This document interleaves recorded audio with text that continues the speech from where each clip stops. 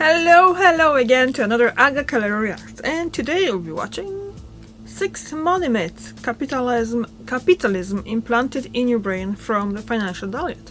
And it's a very interesting channel that I watched not often, not every time, but for past few years, every now and then. They have very interesting topics in regards of finance. So not everything I can put into my perspective in my life because well, I'm not living in America, and they are kind of, with the mindset of American market and finance, and the finances do kind of work differently in America, in Ireland, and slightly in Poland too. So let's just get into it, and let's just see what Chelsea have to say to us. Hey guys, it's Chelsea from The Financial Diet, and this week's video is brought to you by Wealthfront. Whenever you read financial news, it can be easy to get caught up in scary headlines about the market being down. And while it might be tempting to keep checking your investment portfolio, or maybe even start wondering whether investing was a good idea in the first place, it's important to stay focused on your long-term goals and remember that volatility is normal. Investing is a long game, and no one can time the market, so it's important to keep your money invested. Otherwise, you could miss out on future potential gains. Remember that markets have generally gone up over the long term, so a few bumps shouldn't interrupt your strategy.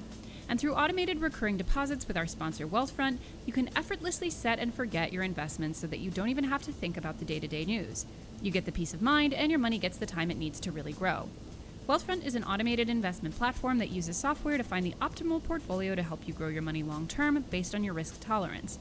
Plus, at a tiny 0.25% annual advisory fee, it costs a fraction of the fee for a financial advisor. Click the link in our description and get your first $5,000 managed for free on Wealthfront. And today, we're here to talk about the matrix that we all live in, which is called capitalism. One of my favorite quotes is from Ursula K. Le Guin, who once said, "We live in capitalism. Its power seems inescapable. So did the divine right of kings. Any human power can be resisted and changed by human beings." Obviously, the girl could write, so let's start there. But beyond that, I think one thing that is incredibly important for us all to constantly be remembering is that the things that seem normal to us, inevitable to us, ubiquitous to us, A, we're not always that way, and B, are very much subject to change should we decide to change them. And I refer to capitalism as the matrix in which we all live because it's not just an economic system. It's also the prism through which we've been trained to see almost everything else. And there are many received wisdoms that capitalism has basically convinced us are inevitabilities, which absolutely are not, but also in some cases may not even be true. Oftentimes what we're led to think here in the US is just really about what's better for capital, and much less about what's actually feasible. So let's get right into 6 myths that capitalism has us all believing. Number 1 is if you want to do a good job, you need to work more than 40 hours a week. Most of us have grown up with the accepted fact that a 40-hour work week is the default, with it being normal for some jobs to demand even more time from us. But the 40-hour work week is a relatively new norm. Prior to the Industrial Revolution, people worked basically just as much as they needed to survive. Anthropologists estimate that this was way less than 40 hours. But that jumped to a way higher amount, about 70 or more hours a week during the Industrial Revolution. And then, skipping over decades of organized labor strikes and demands for shorter workdays, the Fair Labor Standards Act limiting the work week to 40 hours went into effect in 1940. And everything's been perfect ever since. We did it!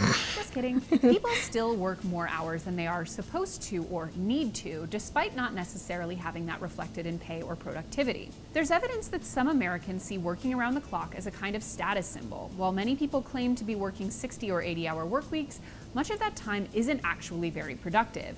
In fields like finance and consulting, some workers may only be pretending to work 80-hour weeks, one recent study suggests. And even in cases when people really are working more than necessary, not only does this mean we're giving employers more than they're paying for, it's actually not doing very much for productivity. And it makes sense when you think about these things through the lens of how much more productive we're able to be with all kinds of technologies and machinery and conveniences that didn't exist even a few decades ago. For example, if you work today at an ad agency doing a job that existed back in the 1960s, when everything had to be done manually, computers weren't really a thing, email wasn't a thing, everyone needed their own secretary, and you could spend half the morning getting blackout drunk and smoking cigs, to think that you would need the same amount of hours in a day to accomplish the same work when you account for all of these conveniences and productivity tools just makes no sense on its face. But that working more than we need to, again, doesn't translate to more productivity. In general, research suggests that we can handle working 60 hours a week for 3 weeks, and after that, we become less productive. And as you may have heard, here at TFD, we follow a 4-day or 32-hour work week, which we've been doing since last summer to great success, and we'll link you to my colleagues' writings about the subject on our LinkedIn in the description. But although we enjoy the hell out of it, we did not invent the 4-day work week, or the idea that it could be actually better for productivity. The country of Iceland tested several trials of shorter work weeks, typically about 35 to 36 hours, between 2015 and 2019, which led to 86% of the country's workers to gain the right to move to a shorter work schedule without a pay decrease. And for the record, we didn't decrease pay either. The reality is, for most of us with 40-hour-a-week office jobs, we either have more hours in the week than we actually need to get our work done, or we're doing more work than should theoretically be on any one person's plate. This is of course a systemic issue that's bigger than any one person, but if you do find yourself working more than 40 hours, ask yourself, is this necessary? Should I be earning overtime, or maybe talking to my boss or HR about the need to hire additional help? Should I be moving to a different company? At the end of the day, the 40-hour workweek paradigm is a man-made thing, and like all man-made things, man is can it change 40 it again. hour Number over two 40 is if hours? you're It's now poor, it's automatically because you're overtime. lazy. Capitalism, maybe beyond anything else, does an incredibly effective job at making people who don't have as much money feel as if it is reflective of an inherent character flaw or defect. And certain factions of my own personal finance community are obsessed with the bootstraps narrative and the myth that people are poor because they spend way too much on lattes and sneakers. But the reality, surprise, surprise, is quite a bit more complicated than that. Yes. A 2015 paper from the Harvard Kennedy School found evidence that debunks the lazy welfare recipient myth.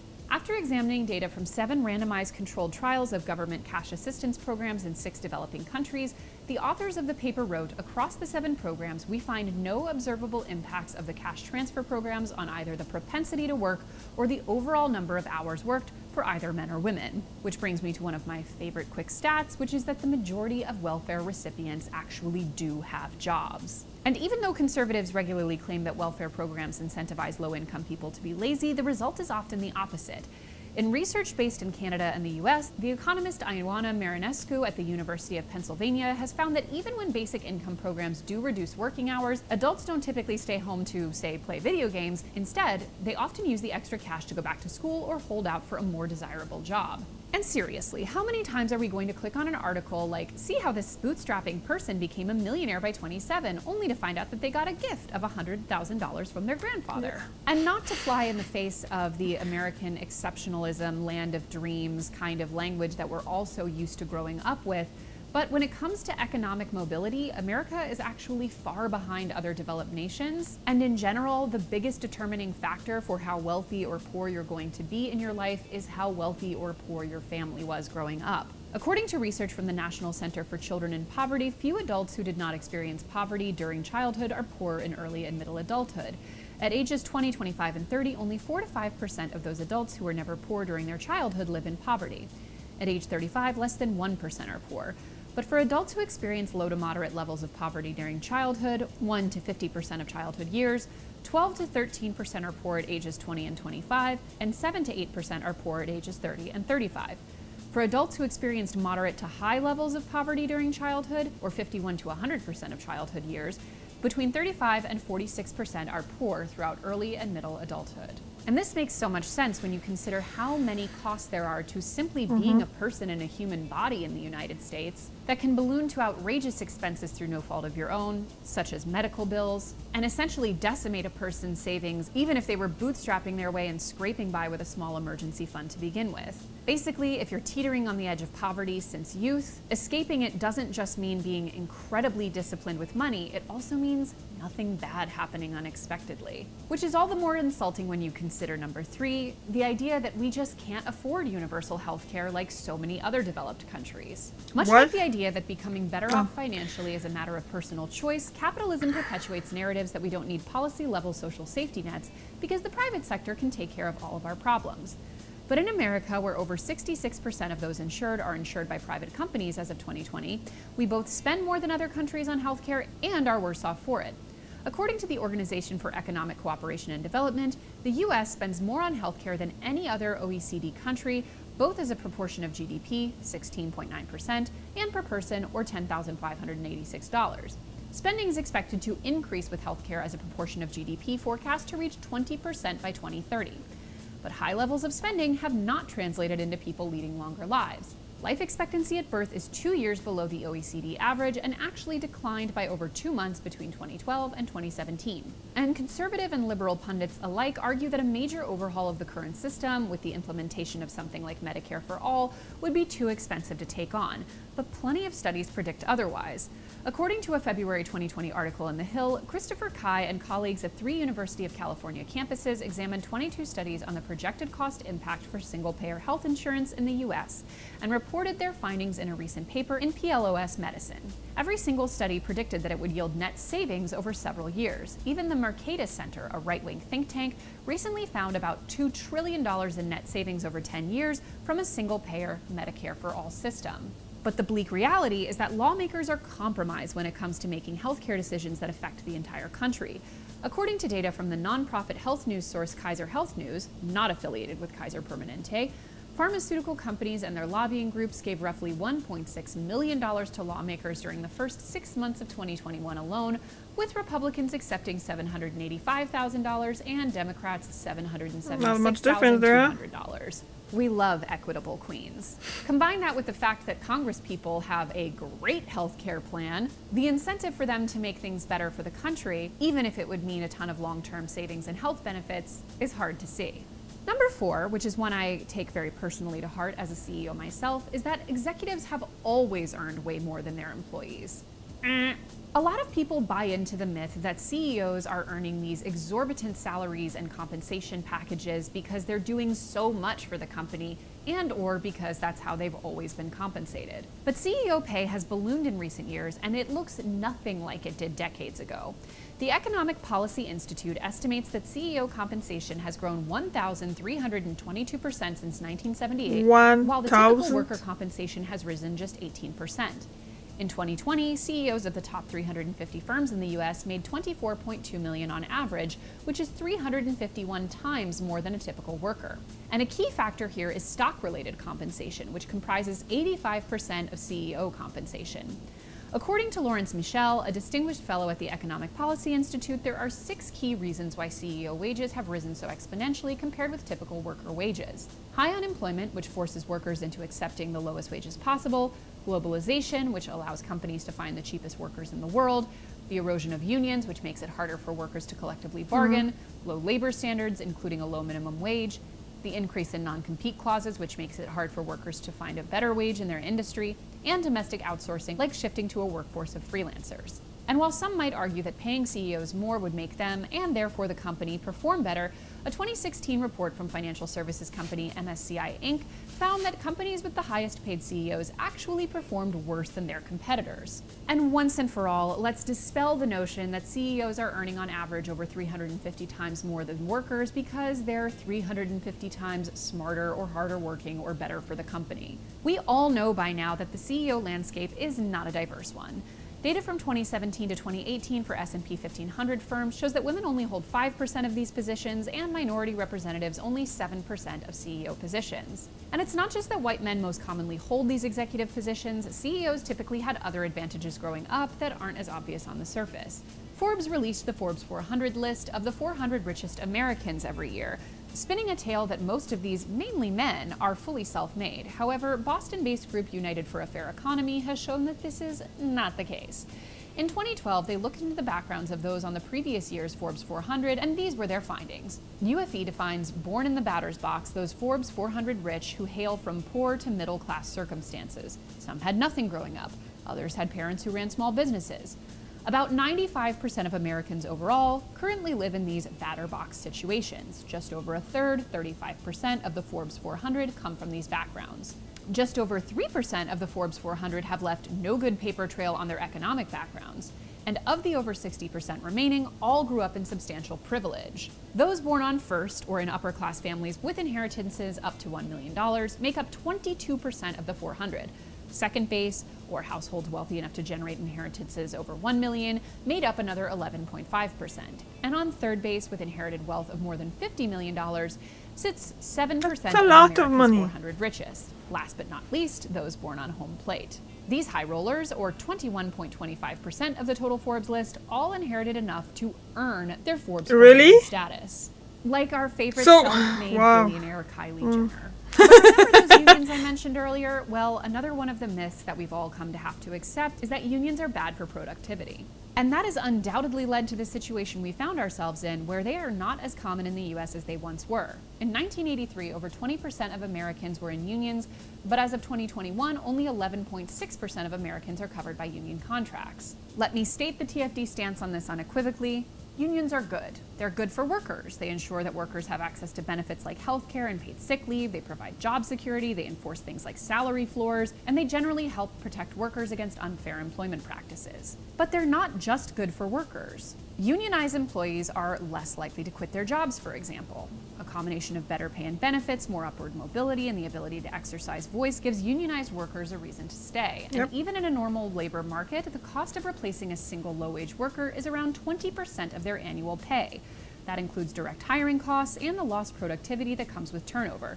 At a company like Amazon, which has employee turnover of 150%, that can add up to billions of dollars each year. Wow, that's and a one lot. study from the Economic Journal found that the higher union density a firm had, meaning the higher percentage of workers participating in the union, the higher its productivity and the higher its workers' wages were. It's arguable that productivity and output are not the right ways to gauge the success of unionization, but if we've learned anything about how these myths propagate and get embedded into our system, we're not going to be able to rid ourselves of them unless we at least acknowledge how they benefit the major stakeholders. So yes, they're good for the bottom line too. Number 6, and this one might be the one that we can most visualize in our day-to-day life, is that owning a big house is a sign of wealth. In many ways, few things really typify the American economy, mentality, and self-image like McMansions do.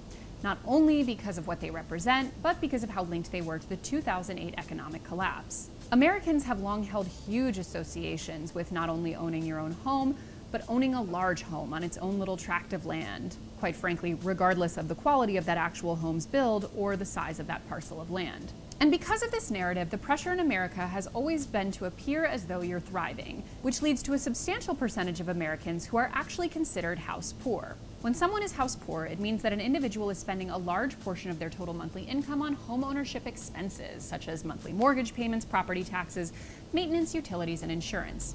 According to a recent Consumer Affairs survey of just over 1,000 homeowners with a mortgage, 54% of homeowners reported that their house-related expenses are their most considerable financial burden, despite their homes being their most significant asset. What might be surprising, though, is that 40% indicated that their housing expenses are more than they can afford. And what about dual-income households? Is it easier for them to handle household expenses than their single-income neighbors? To some degree, yes, but still almost 2/3 of dual-income households felt that it's harder than it should be to meet household expenses, compared to 79% of their single-income neighbors.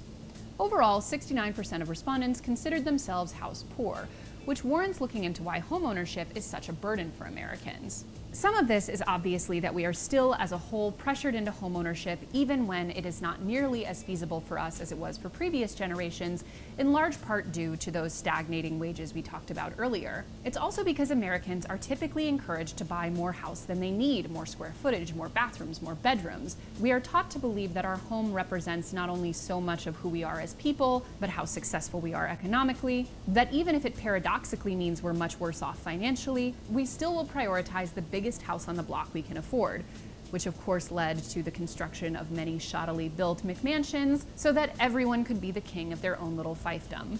Now, of course, I'm biased as someone who lives in a 2-bedroom apartment that many people in the country would probably consider unlivable because of how small it is, even for just 2 people and an 8-pound dog. But it is worth considering just how much of our own financial health we're taught to be willing to gamble just to have a house that looks really good in the annual Christmas card.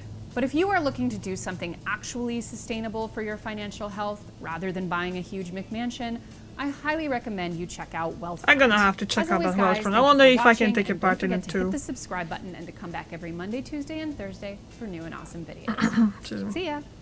Bye, Chelsea, bye. Okay, guys. So, Did you ever thought about it like that?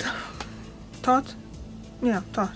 Were you ever thinking about all those kind of capitalism thoughts? That how you are raised, how you have to see, what you have to do to be considered that and that type of person and all that. Well, I was born in Poland in the beginning of 80s, so that makes Poland back then a socialist country. So I did grow up during my lifetime that changed into capitalism, although it is partially socialistic as well, because obviously we actually have healthcare here in Ireland as well, social healthcare, so you are not left with massive amount of debt if you get sick or you're in an accident or something like that. So to me, every time I see something like that, it's gonna focus on America and how they live and how they have to do, and all those costs about just being sick and not being able to take day off or going to doctor because you can't afford it.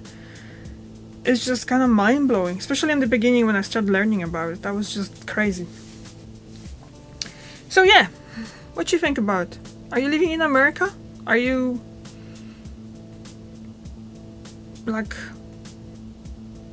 have all that capitalist thoughts implanted in your brain from the day one of your life? Yeah, okay.